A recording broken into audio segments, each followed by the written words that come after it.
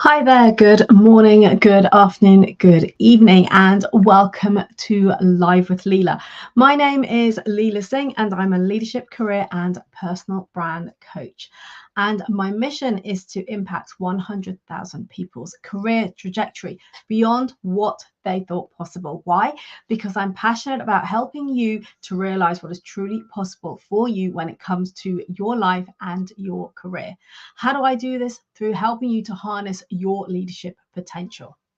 I coach high achieving, ambitious, and driven mid to senior level career professionals, typically working in the technology industry for promotion, for peak performance, and positioning. In other words, a standout personal brand, all whilst showing up as the best version of yourself, which is what I call life leadership.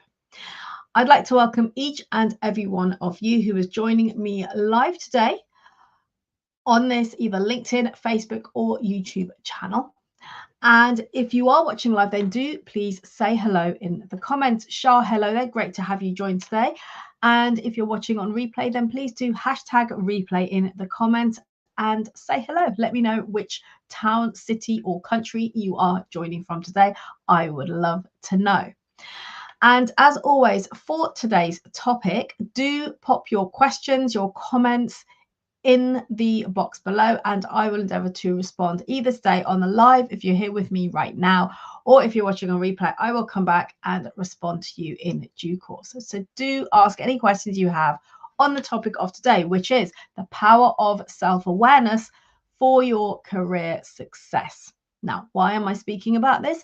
Because it's something that is often overlooked, but is so incredibly significant when it comes to advancing your career.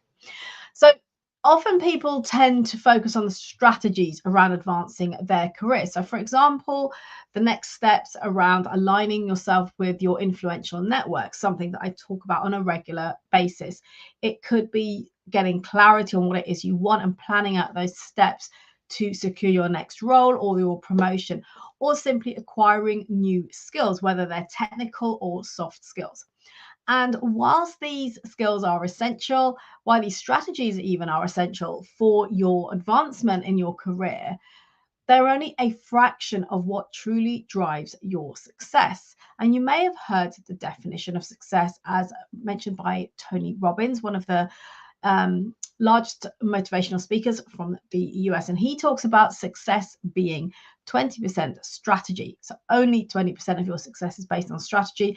80% is based on psychology. And what we mean by this is your mindset, your attitude, your levels of consciousness and self-awareness. So that is what we are focusing on here today, is the 80% towards your career advancement and success. And why is this important? So when we talk about self-awareness, we're talking about understanding oneself, first of all, through reflection, through introspection, which leads you to having a heightened sense of that self-awareness. In other words, you get to recognize the impact of your actions, of your thoughts, and of your emotions.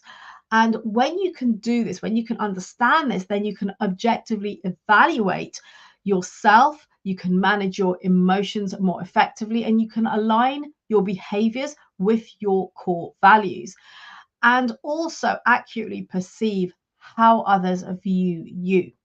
And if you follow me on a regular basis, you will know I've spoken about this before, that often our view, our perception of ourselves can be quite different to the way that other people perceive us. And often that is because we put ourselves down. We don't really recognize our true our skills, the value that we have to bring, whereas other people see that in us. So often we feel that or think that we're showing up in a certain way when actually other people perceive us differently. So when you build on your self-awareness, you get to harness that and be able to influence that even more. It also enables you to understand your unique motivations for why you do what you do, the reasons that you react in certain ways or respond to situations. It helps you to understand your character, your individuality, your uniqueness, and also, again, your thoughts, emotions, and behaviors as well, of course, as embracing all of that within your motivational behavior. And why is this important? It's important because it gives you that empowerment to influence both your life and your career towards your desired outcomes. So this, when we talk about self-awareness here today, it is not only about your career, but it's also about how you can then harness that to influence the life that you want to create. So when we talk specifically about career, why is self-awareness important? It's important for a number of reasons. Number one is achieving your career advancement and that job satisfaction that you were striving for, which a lot of people look for. They want the sorry, losing my words today, to enjoy what they're doing, to feel like they're doing something meaningful, to have experience that job satisfaction. And that is where having that self-awareness to be able to make the right decisions comes in. Another aspect of this that is essential is to develop your leadership skills, because when you are self-aware, you know, you have more awareness of how you're showing up, of how you're responding to things. You get to respond accordingly rather than simply react or misinterpret, let's say, people's behaviors. You can effectively communicate with others, again, important for leadership, or simply in the workplace amongst your team, your peer group, your customers, your clients. It also improves your professional relationships with people because you better understand yourself, but also you get to then start understanding other people's behavior and what motivates them, what drives them, what triggers them as well. You get, as I said earlier, to manage your emotions more effectively and understand what triggers you, and it helps you to get greater clarity on both your personal and your professional goals. And despite all of these factors where self-awareness is so critical for you when it comes to being really successful, achieving that success, that visibility, the promotion, the significance that you want in your career, still, yet, self-awareness is so often overlooked and undervalued. Instead, the focus for most people tends to be on the strategy. So, weighted heavily on the external achievements, the technical skills, the certifications and qualifications, as well as strategic positioning, all of which are necessary and important. However, what happens is we often neglect the internal work, so that introspection and reflection to develop your self-awareness that is necessary for a longer term sustained success. So what I want to share with you today is 5 strategies to help you to begin to develop your self-awareness. And you may find that actually you're already doing 1 or 2 of these. And if you are, that is fantastic. Keep doing what you're doing. And if you are not, that's okay too. This is about starting to understand how you can develop your self-awareness to enable you to have more influence on the outcomes that you are seeking in your life and in your career. So if you haven't already done so, grab a pen and paper so that you can make some notes. And of course, as I said, any questions that you've got on this topic and what I'm sharing today, please do pop them in the comments and I will answer them either here live or indeed on replay. I will come back and respond to you accordingly. So just tag me in to your questions. Okay, so here we go. The first strategy is your introspection audit. In other words, what I invite you to do is to begin an introspective audit to assess your current level of self-awareness. So reflecting on your thoughts, your feelings, and your behaviors throughout any particular day. So here are some questions that you can ask yourself. Number 1 is, how aware am I of my thoughts, my feelings, and my behaviors? So if you take time, 5 minutes at the end of each day, maybe before you go to sleep, to have a notebook beside your bed and just go through some of these questions and reflect on your day, you'll start to notice how you show up, the thought processes that you're having, the emotions that are coming up for you, and how you behave, the actions that come alongside that. Because those behaviors, those actions are a direct influence from those thoughts and those emotions that you're experiencing. So how aware are you of those? Start to recognize them. Number 2 is, what impact does my language have on myself and others? In other words, how do I speak to myself? Do I put myself down Or do I recognize my small wins throughout the day and how well the day has gone? Or do we pick that one thing that perhaps didn't go to plan and really beat ourselves up over it? How do we speak to other people about ourselves? And how do we speak to ourselves about other people? So all of this is about the language that we use and the conversations that we have, both with ourselves, about ourselves, also with other people about ourselves, and also the conversation, the dialogue we have in here about other people. Start to recognize and notice. This is what self-awareness is, becoming so much more conscious of how we're operating, particularly up here. Okay, the third question is, have I ever stopped to reflect on my self-talk? So again, coming back to where we maybe put ourselves down, we're really self-critical, tell ourselves we're not good enough. You know that the chimp that sits on our shoulder here and holds us back from moving forward because it tells you you're not ready, you're not good enough, you're not smart enough, you don't have enough accreditations or certifications and all that good stuff. That doesn't help us, it hinders us and limits us from actually achieving our true potential. So check in with your self-talk. The next thing is asking yourself, do things happen to me or do they happen for me? In other words, am I playing the victim and things are just happening to me and I have no control, or things happening for me? And then you can check in and say, well, actually, how could I respond differently to that? How could I have interpreted that or perceived that in a different way that would actually be of benefit to me rather than hindering me and putting myself down? Ask yourself, do I react or do I respond to situations? In other words, do I simply react without thinking? Do I get triggered easily and lash out? Or do I jump to conclusions and judgment very quickly? Or do I choose to respond? In other words, do I give thought to what's just occurred or the conversation I've had or what someone has said or done, and then think about it in a way that's actually more resourceful and respond accordingly? And the final one here is understanding where you focus. In other words, do you typically focus on problems or do you look for the opportunities? Do you see problems and look for opportunities within them, or do you simply just see problems all of the time? All of these things, this is not about making you right or wrong. This is about bringing all of this into your awareness, because once it's within your awareness, now you get to choose what you do with that. Do you get to keep doing what you're doing, understanding that it's not really serving you, it's not moving you forward, or do you get to shift your perspectives on your reality that you're creating through your thoughts and your behaviors and actions? So that's number one, is your introspection audit. This helps you to gauge where you're at when it comes to your levels of self-awareness. The second strategy I want to share is to embrace feedback. And what I mean here is to elicit feedback from colleagues, from mentors, from peers, people who you trust their opinion, you value them, you know that they have your back, that they will be honest in a constructive way, and reach out to them and ask for that feedback. Seek out the constructive, the honest feedback, as I said. And why I say this is because it can provide you with valuable insights into how others perceive you.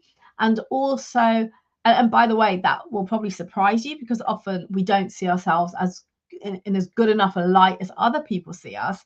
And also, they may be able to highlight areas for improvement. So remember here to approach the feedback with an open mind and a willingness to learn and to grow and to improve, because that's what this is. None of this is about making you wrong or making you less than. It's simply about, here's where I'm at now. What can I do to improve by that 1%? And being open to that feedback is a really great part of doing this. So the third strategy I want to share is mindfulness practice. And you may have heard the word mindfulness. It's bandied around a lot these days. It means different things to different people. What I'm talking about here is incorporating a mindfulness practice into your daily routine.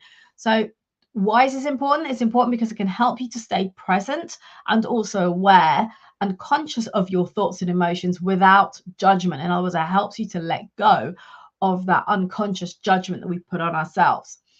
And some of the techniques here that I'm referring to when I talk about mindfulness are things such as deep breathing exercises. Why? Because deep breathing helps you to get grounded, get calm, and to be present, and then to start being connected to your consciousness.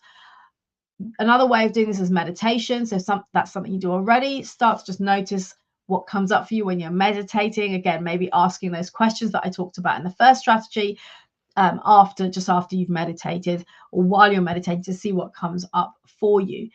And journaling mindfully is something that can enhance your self-awareness over time.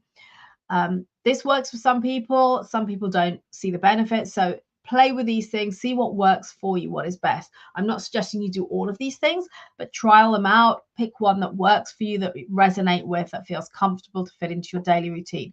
So again, meditation, deep breathing, journaling are some of the ways to practice mindfulness. The fourth strategy I want to share with you is reflective journaling. Now, this is where you can maintain a notebook where you document your thoughts, your emotions, and your experiences. Because when you document them, you really reflecting back and going through that introspection of your day or your week and noticing things you may not have noticed otherwise, because you've been unconsciously just going through the day. And that's how most of us operate, unconsciously. So when you slow down and start to actually document some of the experiences that you're having, the feelings, the emotions that came up from the day, and the thoughts that you were having, this is where the awareness really starts to build. It can also, by doing this on a regular basis, it also helps to process your internal experiences. Again, things that you haven't maybe noticed before. It'll help you to recognize patterns in your behavior, and potentially the ones that aren't serving you, the ones that are maybe limiting you or having you play a small game. Also, it'll enable you to gain some clarity on your goals, your personal goals and your professional goals, when you start to journal, because you'll start to notice things that are coming up for you as you write.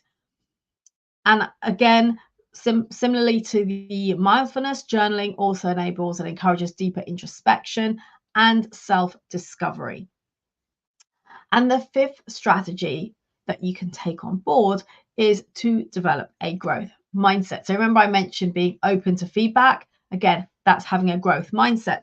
So think about growth mindset as talked about by Carol Dweck, where she talks about understanding that your intelligence, talent, creativity, and skills can grow. They can develop with time and experience. Similarly, so can your self-awareness, and that's where this piece comes in. So embracing challenges, viewing potential failures as learning opportunities. It's what you take from things that don't work that make the difference. That's where the growth happens, rather than beating yourself and putting yourself down for the fact that something didn't work out as you had hoped for or planned for. You can either label it a failure or you can label it a learning experience. That's down to you. That's choice. And actually, when we look at it as a learning experience and spend some time looking at, okay, what went well? What could we have done differently? What could we do better the next time? Then you're learning from it. All the successful people have deemed to have failed in some way, but they've taken that as learnings to then become successful. Another thing here is to have that belief in yourself that you have the capacity to learn, to grow, and to develop and improve. Because when you have that openness to that, then that's where the capacity comes in for you to develop that self-awareness. If you limit yourself to say, well, I can't do this, or it's not possible, then of course you're already creating that reality for yourself that nothing can change.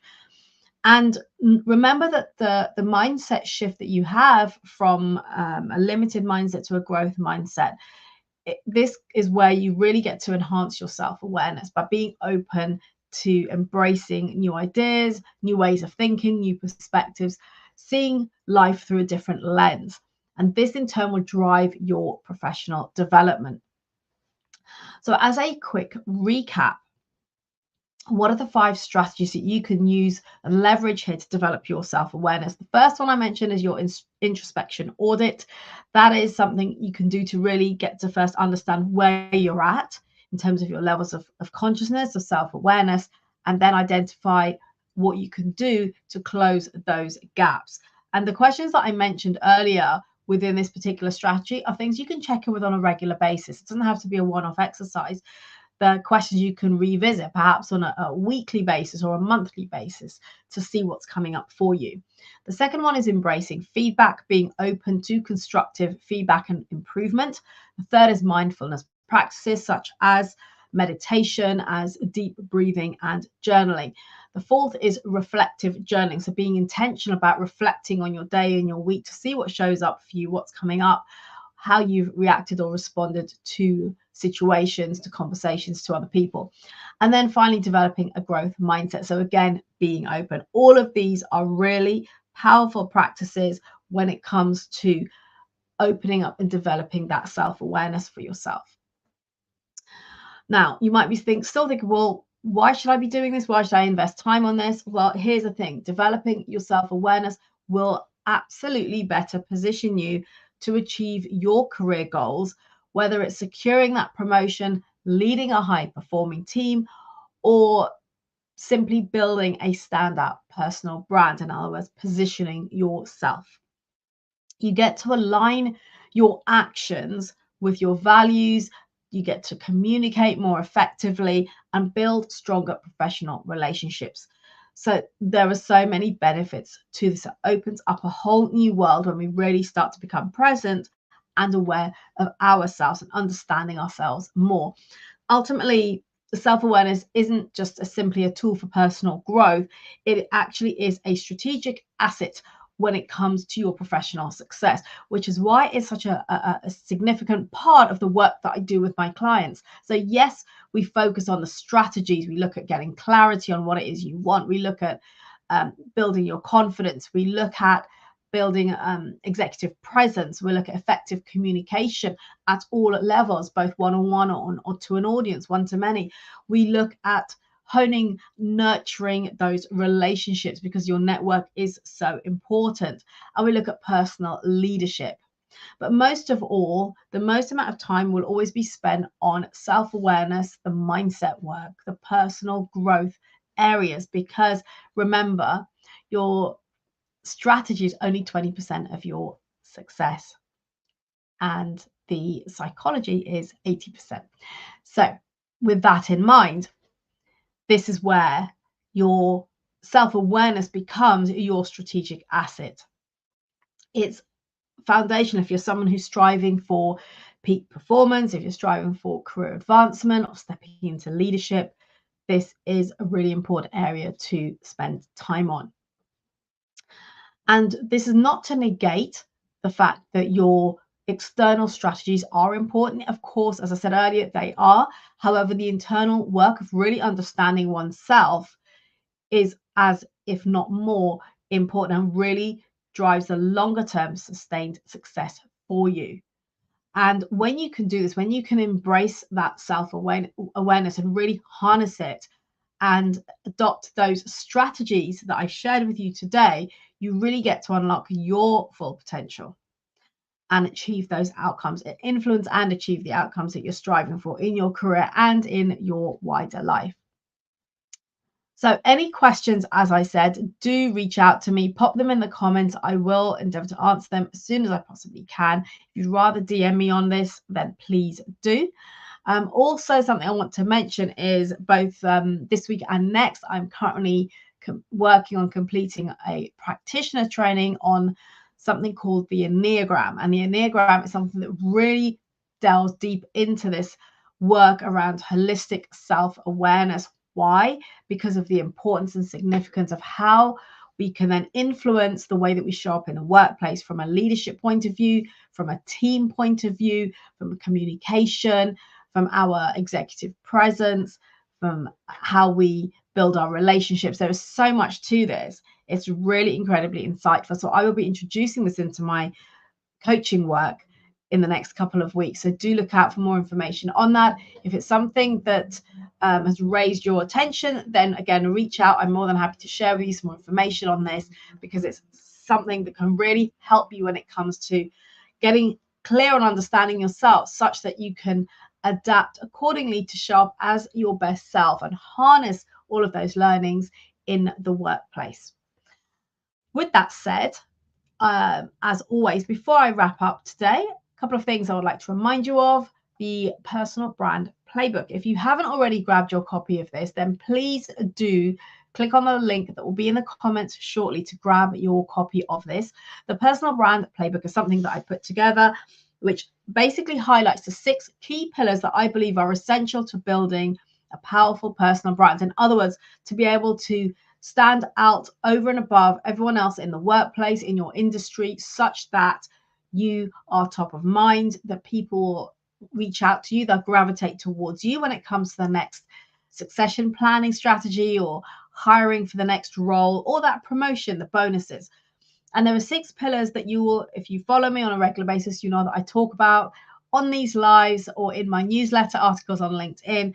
So please do reach out and grab your copy of the playbook, which goes into significant depth around each of those 6 areas, and also provides you with a brand audit that you can work through to identify where you're at, where your gaps are, and provides you with best practices such that you can then work on honing and closing those gaps.